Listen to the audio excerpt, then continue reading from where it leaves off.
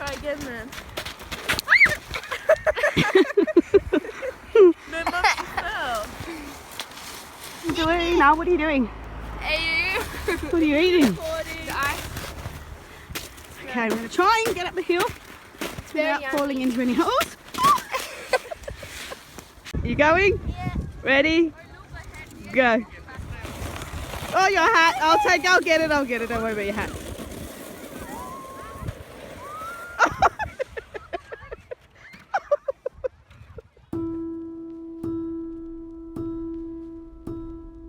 I'm Nikki, and I have a daughter, 18-year-old daughter now, with Lafora disease. And she had her first symptoms at 14 and a half, where she fell down and had a generalized seizure. Before that, there wasn't really any signs. She was very smart in school, doing everything. So she was just a normal kid. I didn't even have to help her with homework and nothing. And then she fell down and had a seizure, which was very traumatic. We'd never seen a seizure before. You don't know what's going on. And then her hands kept shaking. She was trying to set the table with the glasses, and she just kept smashing all the glasses on the ground. And I'm like, what is going on?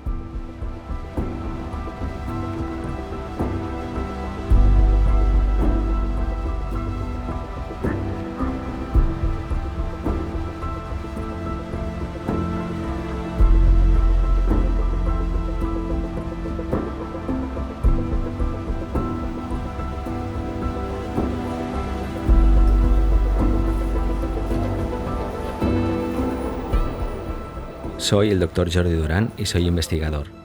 Mi investigación está enfocada a estudiar cómo funciona el cerebro y sobre todo a entender por qué se deteriora en determinadas enfermedades. Una de las enfermedades que estudio es la enfermedad de Lafora, una enfermedad neurodegenerativa muy grave que afecta a adolescentes y que en la actualidad no tiene un tratamiento efectivo. Es una de las conocidas como enfermedades raras, que afectan a un porcentaje muy bajo de la población.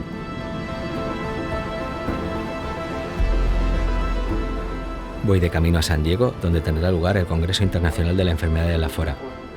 Los expertos en la enfermedad nos encontramos una vez al año, junto a pacientes y familiares, con el objetivo de acelerar la investigación para conseguir un tratamiento.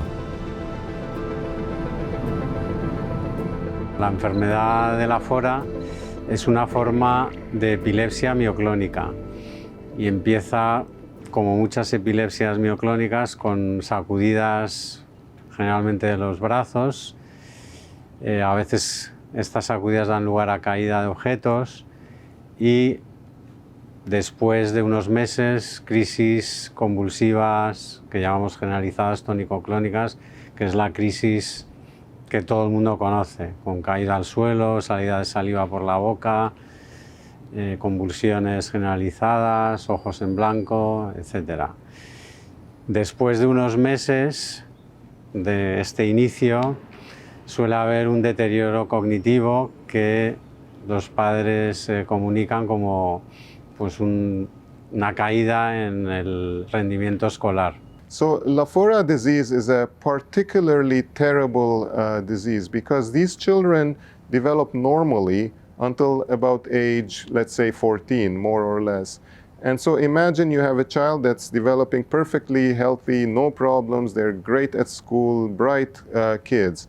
And then gradually what happens, the child starts having myoclonic jerks, which are these jerk-like activities, and then they have a big seizure, and then they start having visual hallucinations. They start seeing things that are not really there. And these visual hallucinations are always scary.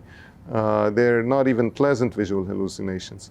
And then they have more and more seizures. Initially, the medications control the seizures, but then within a few years, the medications don't work. So the child is having very frequent seizures, and they have eventually a constant myoclonic state. They're constantly jerking, and their every thought is being interrupted. So they become very slow at answering a question. They try very hard, but every sentence and every thought is interrupted and they have to pause. And it's an extremely frustrating feeling. Then they stop being able to eat, stop being able to walk. They develop dementia, and eventually they are bedridden and seizing all the time. And so then they put her on epilepsy medication. And over the 9 months, they just weren't working. You know, they were increasing the medication. She still was having lots of seizures. And then one day at school, she was playing cards with her friends, you know, while it was raining in the library. And she couldn't follow the instructions. And her friends got upset and they threw the cards at her and she came home crying. And so I'm like, what drugs are they giving my child? So I called the doctor and I said, what are you doing? She can't even concentrate. She's too sedated. And they said, no, I think we need her to come into hospital and we do more tests. And then we got the diagnosis. The genetic test came back to say it is Lafora disease. It is terminal. There's no cure. And you know that within 10 years, she could pass away. So overall, it's one of the most horrible diseases of any human condition and really, really in dire need of treatment. You know, some diseases are so bad that the patient will die. And, you know, it's sad, but, you know, there's relief. Here, there's 10 years of torture, you know, and you can't do anything about it. The medications don't work, and pure suffering for the patient, the parents, the siblings, the community. I really think that this is one of the worst diseases of any kind in pediatrics and in young people in general. Por ejemplo, algunos tumores como el glioblastoma multiforme también son enfermedades muy, muy graves. Pero yo creo que la característica fundamental de la enfermedad de Lafora es la aparición en niños sanos que han tenido una vida normal y que empiezan alrededor de los 12 años con un deterioro muy rápido y que les lleva a la muerte en unos años. O sea, que son niños que están empezando a vivir, ¿no?, la vida, digamos, ya madura y que pues se quedan sin ella. My name is Jennifer Merriam and I have 2 children with Lafora body disease. Anissa is 24 years old and Thailand is 16 years old.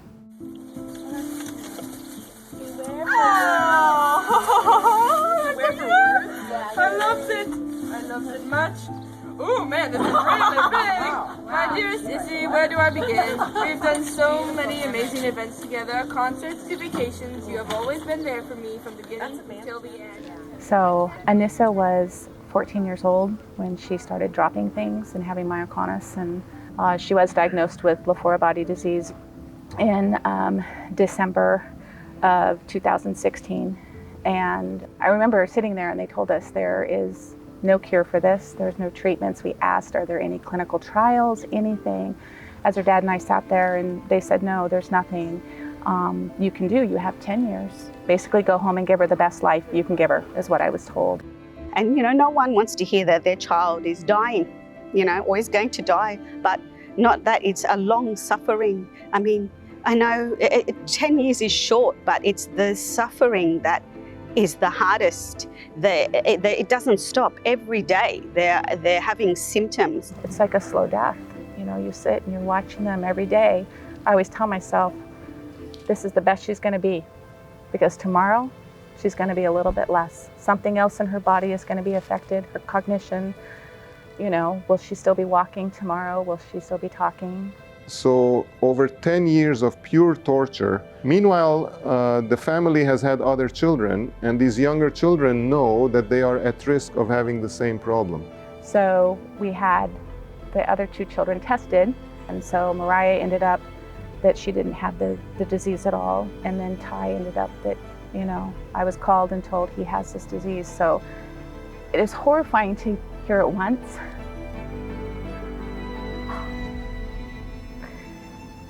And to hear it a second time is like, you know, 2 of your 3 kids have been given a death sentence, pretty much.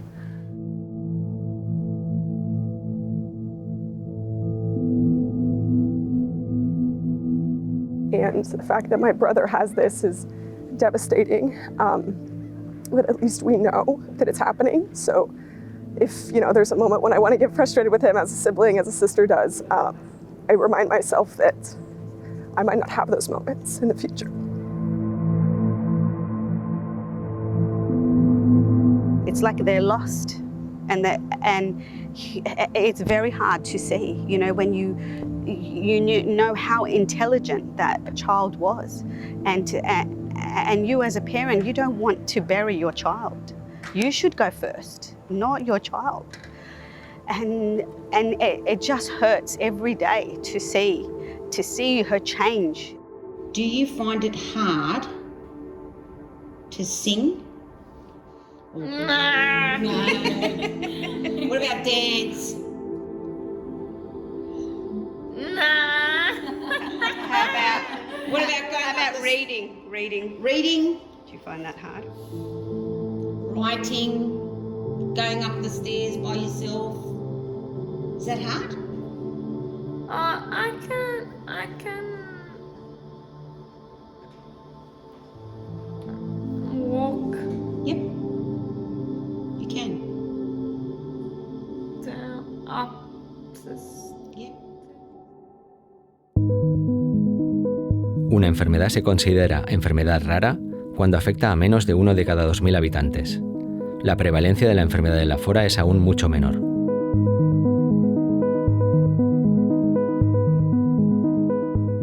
Because it's such a rare disease, it's hard to estimate. In the United States, where the population is generally very mixed, we have less patients than in certain countries in Europe or other places. So in the United States, I think that we have about 1 in a million. Ahora mismo en España habrá 8 pacientes con la enfermedad. O sea, es una enfermedad no rara, sino ultra rara. Porque estamos diciendo que la incidencia anual sería de un caso nuevo por pues cada 40 50 millones al año. Al afectar a pocas personas, las enfermedades raras son muy desconocidas. Las asociaciones de pacientes de enfermedades raras juegan un papel muy importante para los enfermos y sus familiares. So when you're thinking about a rare disease and trying to come up with a cure, there's a number of different parties that have to collaborate to make that happen. You've of course got the patients, and they're the ones that everyone's trying to help. You've got the families of the patients, and those families oftentimes coalesce together to form an organization. And in our case, for Lafora's disease, the name of that organization is Chelsea's Hope.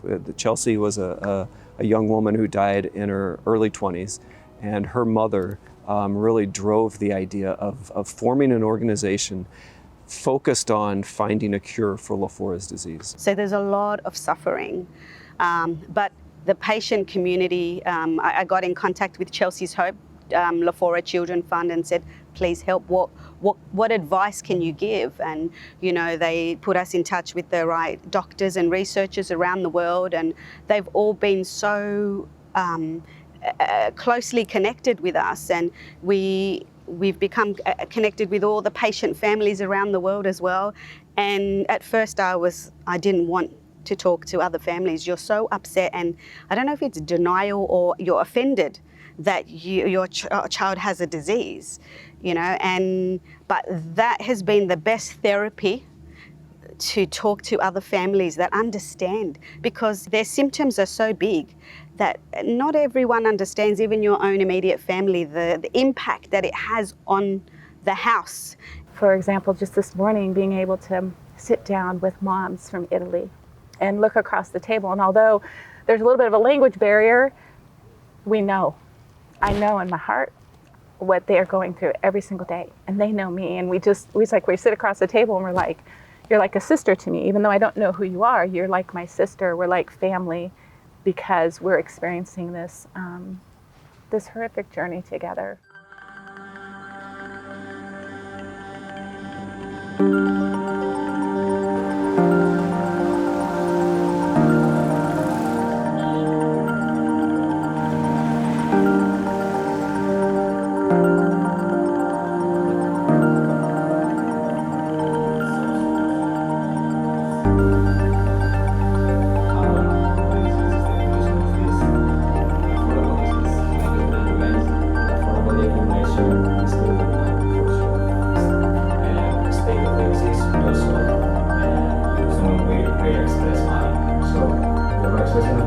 Stops the accumulation of the father and the accumulation of aggregates, and the ones that work there.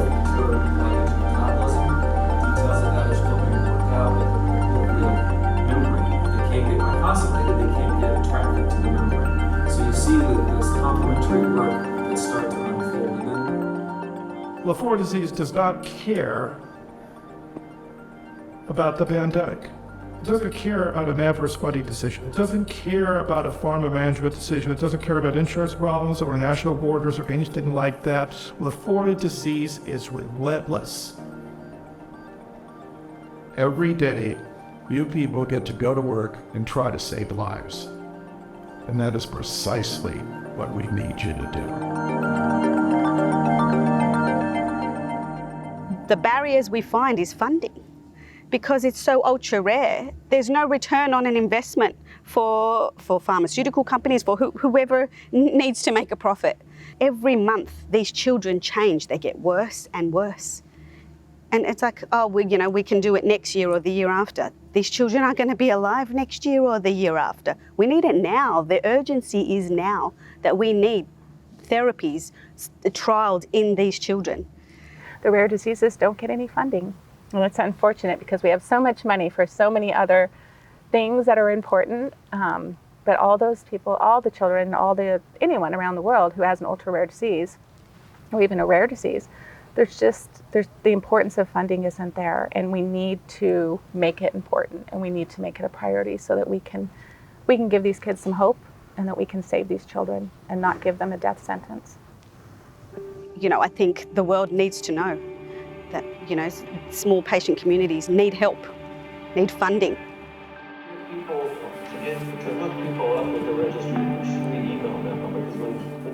And so an idea that was really catalyzed and brought about by the patient families was, why don't these scientists work together? And the idea at the end of the meeting, one of the dads, he stood up and he said, look guys, I'm gonna pull the dad card here.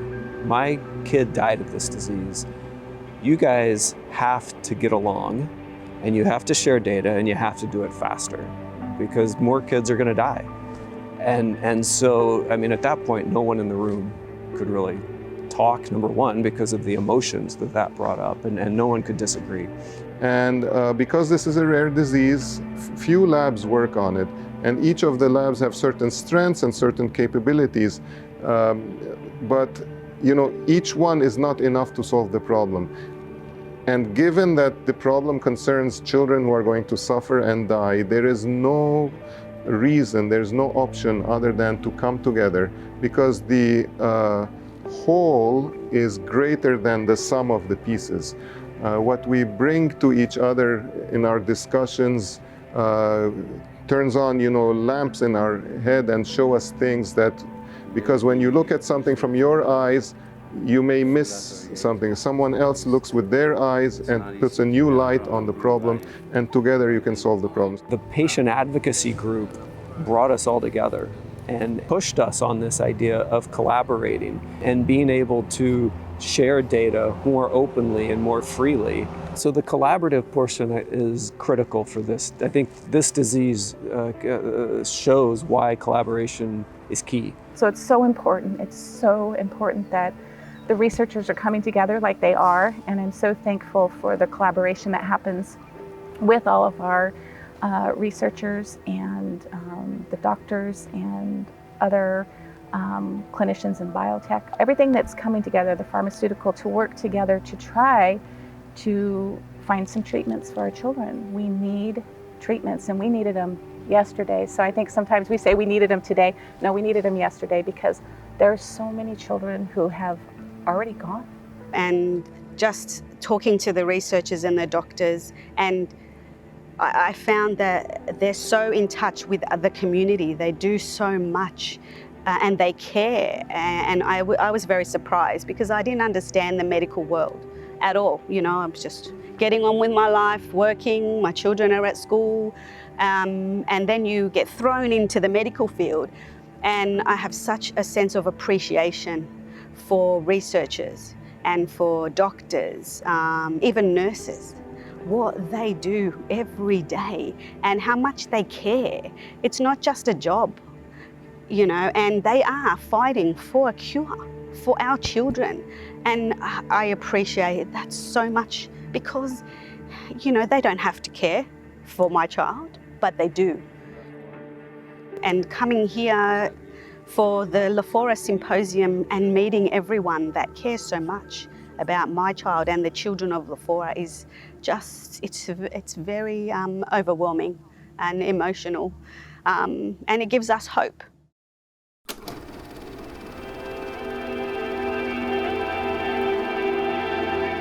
La enfermedad de Lafora recibe su nombre del doctor Gonzalo Rodríguez Lafora, quien la describió por primera vez a principios del siglo pasado.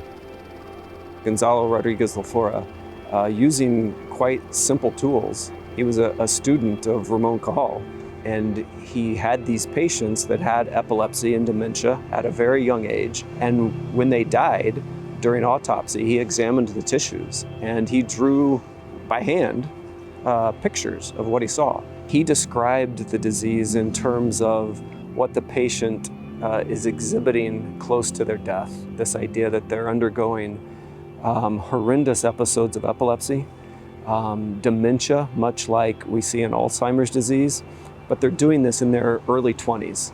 So you've got a very young person that is undergoing these horrendous events, and then once those patients died, he looked under the microscope at tissues and observed these hallmarks, these aggregations that shouldn't be there.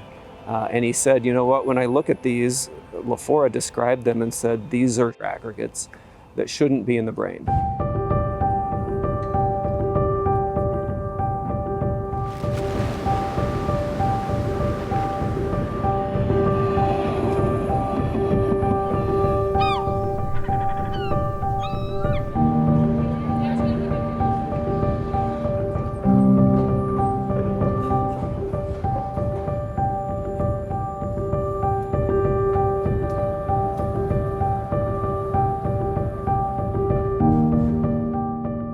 El doctor Lafora fue discípulo del doctor Santiago Ramón y Cajal, Premio Nobel de Medicina y padre de la neurociencia moderna. Lafora y Cajal investigaban usando herramientas muy sencillas, las únicas que había disponibles en aquella época. Con microscopios muy rudimentarios y dibujando a mano lo que observaban analizando cerebros, describieron el funcionamiento del sistema nervioso y estudiaron enfermedades que le afectan.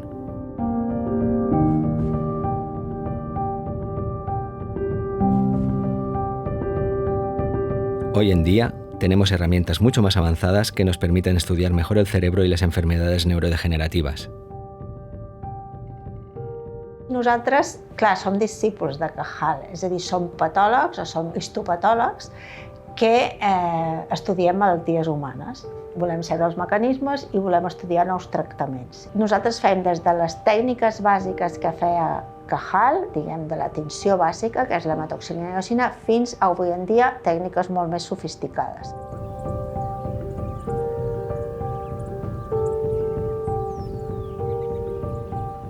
Nosaltres tenim les imatges ja no només a un microscopi òptic convencional, sinó que els escanegem, podem aquestes imatges en els investigadors o nosaltres després els guardem i a partir d'allí, amb uns softwares que hi ha avui en dia d'anàlisis, podem arribar a una quantificació, percebre exactament a cada teixit quin número de cèl·lules i quin tipus hi ha segons el que irem marcat en diferents anticossos o en diferents tècniques. I això avui en dia es fa perquè tenim els equips, o sigui, treballem de forma automatitzada, és a dir, totes aquestes immunotincions es fan automatitzades amb uns equips que són molt cars, amb un personal que té que estar constantment formant-se, perquè això requereix estar al dia i els centres de recerca han de ser pioners amb tot això. Però per poder fer tot això, és clar, necessitem un suport i és molt costós un suport econòmic darrere que necessita la recerca. I sobretot amb aquestes malalties minoritàries, com l'Lafora o com altres que també treballem, perquè hi ha menys diners també per aquestes malalties que no les que tots coneixem, com poden ser la inflamació, càncer, etc. Un aspecte interessant a donar-se'n és que mentre que la malaltia la va descriure el doctor Lafora a començaments del segle XX, han hagut de passar més de 100 anys perquè poguéssim arribar a entendre quines eren les bases moleculars, quin era el defecte que realment causava aquesta malaltia tan terrible. Això va ser possible només quan hi va haver prou avanç de la ciència i de la tecnologia com per disposar de materials i de maneres d'abordar d'una forma científica la comprensió d'una malaltia com aquesta. Una altra característica interessant de l'estudi de la malaltia de Lafora és que les solucions que es proposen poden servir també per curar i per trobar tractament per a altres malalties relacionades. I a més també han incrementat el nostre coneixement bàsic sobre els mecanismes cel·lulars. És dir, és clar que l'estudi de les malalties minoritàries no solament té un interès específic per a aquella malaltia en qüestió, sinó que transcendeix molt més enllà i ens incrementa el nostre coneixement sobre les bases moleculars de la vida i pot arribar a trobar solucions per a altres malalties que inicialment no s'esperava. La malaltia de Lafora està a mig camí.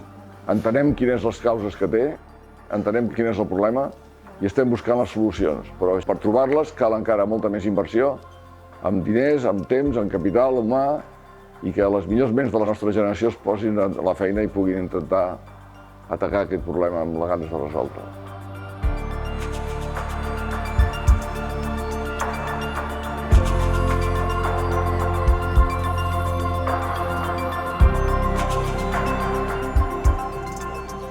Un cop descobert què és el que falla en una cèl·lula i quin és el medicament necessari per aconseguir que aquesta cèl·lula passi d'una acció que no és normal a tornar a actuar de manera sana, el que hem de fer és dirigir els fàrmacs cap a aquestes cèl·lules en concret. En malalties que afecten el cervell, això és encara un problema molt més gros, perquè el cervell és un òrgan molt sensible del nostre cos, un òrgan molt delicat. Per tant, el cervell està molt protegit amb una barrera extra, una barrera física, que impedeix que qualsevol substància en general hi passi. Haurem d'aconseguir travessar aquesta barrera i això és una dificultat afegida, una dificultat que fa que molts medicaments per malalties neuronals encara no hagin arribat al mercat. Amb la medicina moderna i aplicant les noves innovacions que han aparegut en diferents camps com la nanomedicina, podem millorar, podem aconseguir dirigir els fàrmacs a les cèl·lules que volem. I això és especialment important en malalties que afecten el sistema nerviós central, el cervell, com per exemple la malaltia de Lafora. Però encara no hem arribat a l'èxit per totes les malalties. De fet, en el cas en concret que estem parlant de malalties neuronals, cal moltíssima més recerca. I això jo diria que ens fa passar-nos molt del nostre temps aixecant diners, buscant finançament per aconseguir arribar a allò que tots volem, no? Que aquests malalts de malalties minoritàries, normalment pediàtriques, normalment infants, puguin arribar a assolir una cura que moltes vegades destrossa a les famílies per impotència de no poder fer res. L'èxit és curar aquestes malalties. No és l'èxit d'un grup de recerca, no és el prestigi de tenir un article de més impacte i això obliga a treballar també amb generositat. Generositat per donar el millor que tens, generositat per no voler ser el primer en sortir a la foto, generositat perquè els centres de recerca es coordinin i realment puguin afrontar aquests tipus de projectes que són, diguem, de tant mida, tant magnitud, que dificulten fer-los una persona sola.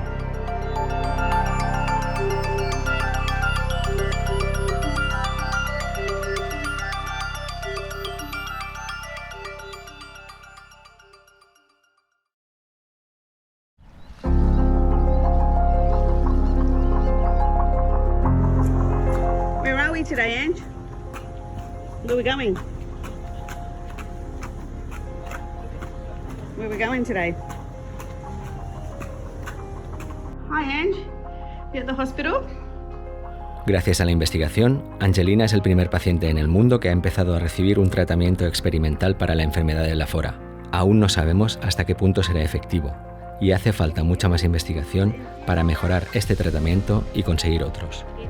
La enfermedad de Lafora es solo un ejemplo de las muchas enfermedades raras que afectan a millones de personas en todo el mundo. Por todas ellas debemos seguir luchando en minoría.